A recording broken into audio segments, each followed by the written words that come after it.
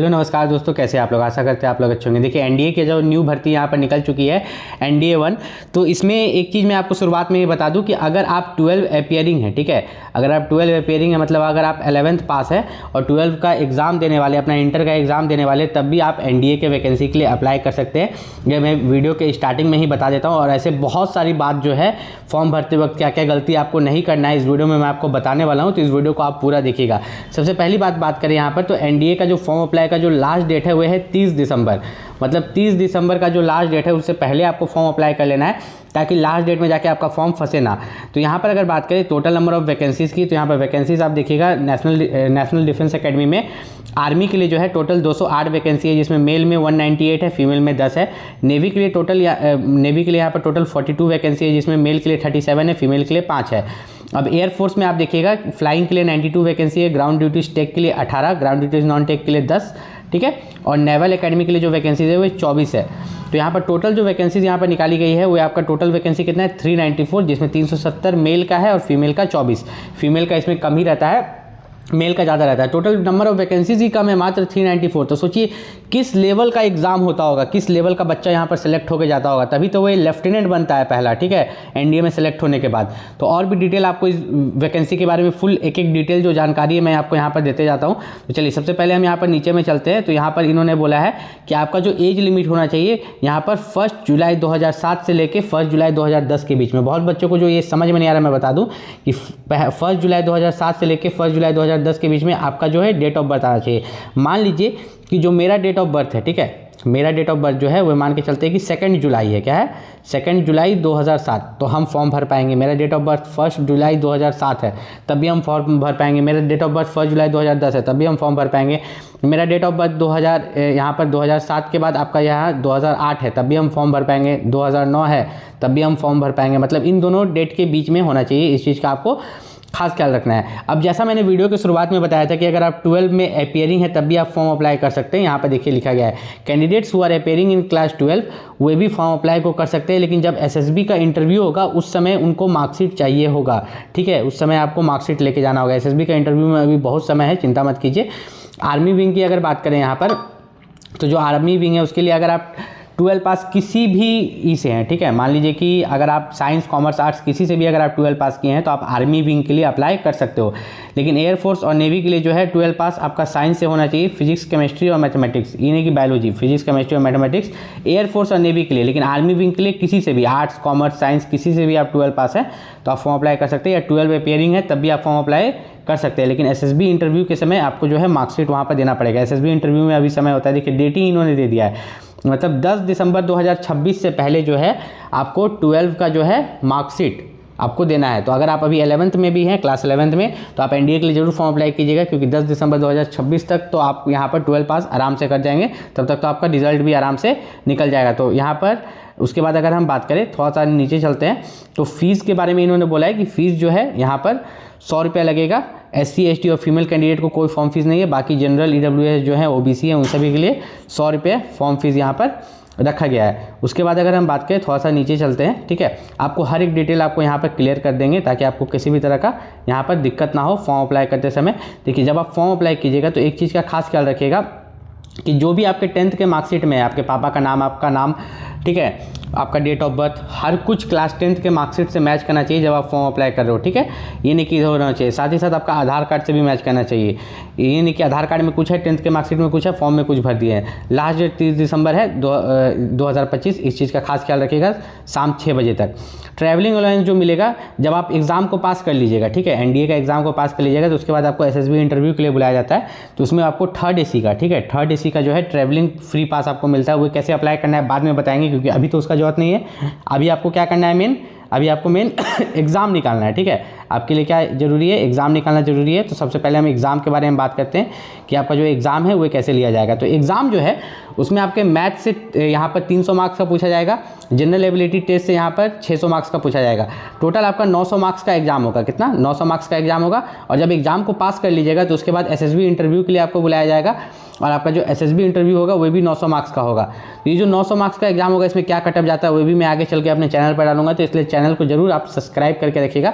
चलिए आगे बात करते हैं, ठीक है। तो ये जो आपका अभी एग्जाम होगा मैथ्स का होगा, जनरल एबिलिटी टेस्ट। तो मैथ्स में क्या पूछा जाएगा और जनरल एबिलिटी टेस्ट में क्या पूछा जाएगा, तो देखिए मैथ्स का पूरा सिलेबस यहाँ पर दिया गया है। मैं शुरुआत में ही बता देता हूँ कि मैथ्स में जो है 12 लेवल का सिलेबस रहता है, ठीक है।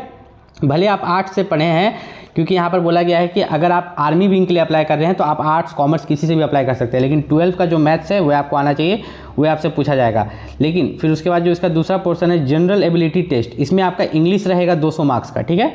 जनरल एबिलिटी टेस्ट जो टोटल 600 मार्क्स का है, इसमें 200 मार्क्स का इंग्लिश रहेगा और जनरल नॉलेज 400 मार्क्स का रहेगा। मतलब आपका इंग्लिश और जीके काफ़ी अच्छा होना चाहिए, इस चीज़ का खास ख्याल रखिएगा। और एक चीज़ मैंने सुना है कि अगर मैथ्स में आप फेल कर जाते हो तो आपका पेपर 2 चेक नहीं होता है, ठीक है। मान लो कि आपका इंग्लिश और जीके बहुत अच्छा है, उधर मैथ्स में आप फेल कर गए तो आपका जो पेपर 2 है वो चेक होगा ही नहीं होगा, ठीक है।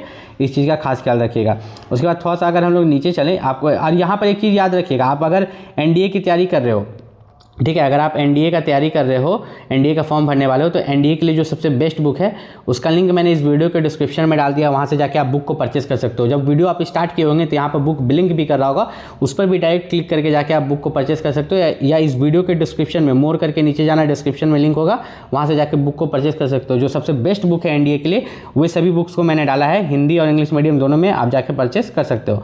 उसके बाद थोड़ा सा अगर हम लोग नीचे चले तो और भी डिटेल्स मैं आपको दे देता हूँ इस वैकेंसी के बारे में, ताकि आपकी जो सभी डाउट्स क्लियर हो जाए। आपका जो एग्जाम होगा वो OMR सीट पर होगा, ठीक है। तो OMR सीट पर जो रंगने वाला है उस पर एग्जाम होगा। तो OMR सीट को आप बाज़ार से खरीद के लाके आप घर में जो है OMR सीट पर प्रैक्टिस कर सकते हैं, ताकि OMR सीट पर अगर आप प्रैक्टिस कर लीजिएगा तो वहाँ पर आपको ज़्यादा आसानी होगा। अब यहाँ पर मेडिकल एग्जामिनेशन तो फीमेल और मेल दोनों के लिए मेडिकल एग्जामिनेशन होता है। मैं बस इतना बोलना चाहता हूँ कि किसी को जैसे पाइल्स का बीमारी है, ठीक है, किसी को सर्जरी हुआ है, किसी को डायबिटीज़ है, ठीक है, तो इस तरह का बहुत सारा बीमारी इन्होंने यहाँ पर ऐसे दिया है, ठीक है। आप अगर चेक करने जाओगे तो बहुत सारा बीमारी है। तो अगर आपको कोई ऐसा बीमारी है जो ठीक नहीं हो सकता है तब आप मेडिकली अनफिट होते हो, लेकिन ऐसा बीमारी है जो कि ठीक किया जा सकता है तो उसमें आपको समय दिया जाता है, एक चांस दिया जाता है कि आप यहाँ पर आप उसको ठीक कर सकते हो, ठीक है।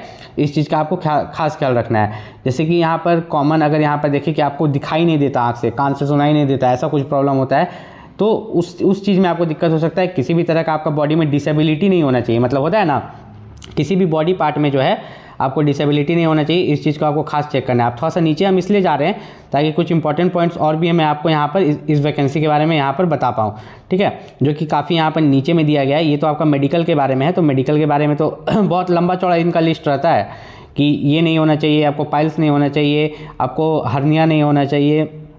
फिर जाके यहाँ पर अभी हम जो जा रहे हैं, अभी हम बात करेंगे एनडीए में अगर आप ज्वाइन करते हो, ठीक है, तो उसके ट्रेनिंग स्ट्रक्चर के बारे में हम यहाँ पर बात करने वाले हैं कि एनडीए में बाकी आगे का क्या क्या कराया जाता है। और फॉर्म भरने से पहले ये सब चीज़ आपको याद रखना है। तो देखिए थोड़ा सा अगर हम लोग यहाँ पर नीचे आ जाते हैं तो इन्होंने कुछ ऑप्शंस दिए हैं जो मैं आपको बता देता हूँ, ठीक है। थोड़ा सा ऊपर जाते हैं तो यहाँ पर इन्होंने दिया है कॉस्ट ऑफ ट्रेनिंग, कुछ बॉन्ड भराते हैं, उसके बारे में मैं आपको बता दूँगा। तो यहाँ पर देखिए आ गया है कि the cost of training include accommodation books ₹2,500 पर मंथ, ठीक है। ट्रेनिंग में भी granted by the government whose parents income is less than 45,000।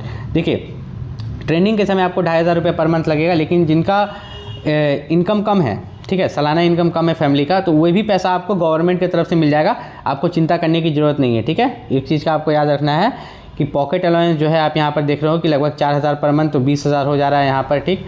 और यहाँ पर हम लोग थोड़ा सा नीचे जाएं तो जो भी पैसा है यहाँ पर जो पॉकेट अलाउंस ये सब मांगा जाता है, तो अगर वो भी आप अफोर्ड नहीं कर सकते तो वो आपको गवर्नमेंट की तरफ से दिला दिया जाएगा। आपको प्रमाण देना होगा कि आपका फैमिली इनकम उतना ज़्यादा नहीं है। तो ये सब चीज़ का आपको ज़्यादा चिंता नहीं करना है, आपको पढ़ाई पर ध्यान देना है। किस पर देना है?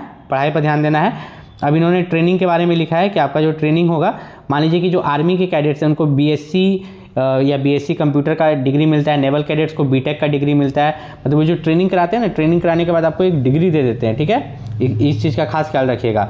मान लीजिए कि एक आर्मी कैडेट है तो आप तो 12 पास पर जा रहे हैं, 12 आर्ट्स कॉमर्स साइंस किसी से भी किए तो आपको बीएससी का डिग्री वहाँ पर मिल जाएगा, या बीए का डिग्री या बीएससी कंप्यूटर का डिग्री वहाँ पर मिल जाएगा, जो कि काफ़ी अच्छा है। मतलब बच्चों का साथ ही साथ ये लोग पढ़ाई भी करवा देते हैं।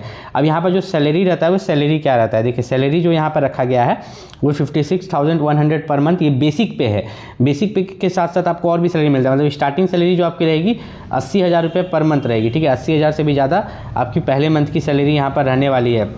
सबसे पहले आप यहाँ पर लेफ्टिनेंट ठीक है। लेफ्टिनेंट बनते हैं, लेफ्टिनेंट में जो आपका सैलरी रहता है 56,100 से लेके 1,77,500 तक रिटायरमेंट तक जाता है। लेकिन फिर तो आपका कैप्टन लेवल पर भी प्रमोशन होता है, मेजर लेवल पर भी, तो हर बार सैलरी आपका बढ़ते जाता है। यहाँ पर मैंने क्यों बोला था कि आपका 56,100 सैलरी है तब भी आपको बेसी मिलेगा, क्योंकि आपको MSP मिलता है, ठीक है, मिलिट्री सर्विस पे मिलता है, जो कि 15,000 पर मंथ रहता है, जो कि सैलरी में जुटता है। फिर आपको DA मिलता है, ठीक है, आपको DA मिलता है, तो जोड़ जाकर के आपको जो सैलरी है वो बहुत अच्छा खासा यहाँ पर दिया जाता है। यहाँ पर इन्होंने लिखा है हार्डशिप अलाउंस आपको मिलता है अलग से, जो कि आपका हाई ऑल्टीट्यूड रीजन में 25,000 रुपये रहता है, मीडियम में 16,900 रहता है। मतलब आपको जो ड्यूटी अगर सियाचिन ग्लेशियर सब में मिल जाता है ना, तो आपको लगभग 42,500 एक्स्ट्रा मिलता है। मतलब 80,000 रुपये सैलरी मिला प्लस 42,500 उसमें जोड़ लीजिए, मतलब 1.5 लाख रुपये स्टार्टिंग सैलरी आपको मिल जाएगा अगर आपको वहाँ पर पोस्टिंग मिल गया। तो उसके अलावा आपको dress allowance, para jump allowance, बहुत सारा अलाउंस मिलता है। मतलब एक बार सिर्फ जॉब आपका लगना चाहिए, हर चीज़ सरकार आपका उठाती है। बच्चा का जो पढ़ाई खर्च होता है, अगर आपका बच्चा है तो आपका बच्चा क्लास KG1 से लेकर 12 तक जब पढ़ेगा तो उसको यहाँ पर लगभग 2,250 रुपया पर मंथ मिलेगा, ठीक है, पर मंथ। हर महीना बच्चा का पढ़ाई के लिए भी पैसा मिलेगा, बच्चा का हॉस्टल सब्सिडी के लिए भी पैसा मिलेगा। तो इस वैकेंसी के लिए बहुत अच्छे से तैयारी कीजिए। NDA के लिए जो सबसे बेस्ट बुक है उसका लिंक मैंने इस वीडियो के डिस्क्रिप्शन में दे दिया है, वहाँ से जाके आप बुक को परचेस कर सकते हो। मिलता है अगले वीडियो में, तब तक के लिए नमस्कार।